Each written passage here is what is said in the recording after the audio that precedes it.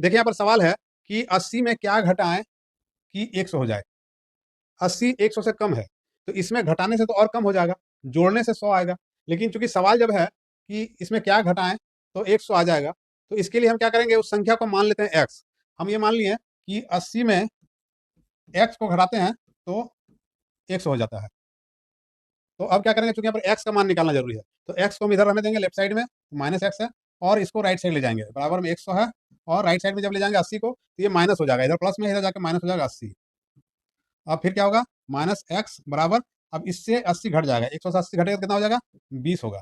मतलब minus x बराबर 20, इसलिए एक्स बराबर कितना हो जाएगा, -20। यानी यहाँ पर क्या आ गया, एक्स का मान आ गया -20, यानी 80 में अगर -20 को घटाते हैं तो 100 आएगा। चलिए करके देखते हैं हम लोग, 80 और इससे घटाते हैं -20 को। यहीं पर ध्यान देना जरूरी है कि घटाते हैं -20 को, यानी 2 बार घटाव है, बीच में ब्रैकेट है, यानी गुना का चिन्ह है।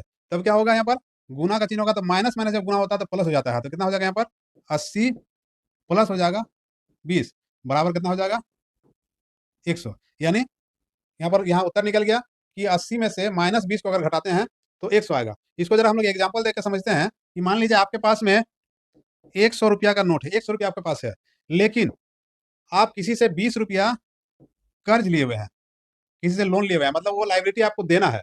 यानी आपका जो है इस 100 रुपया का वैल्यू 80 रुपया ही रह गया, क्योंकि आपको वो 20 रुपया तो उसको देना है।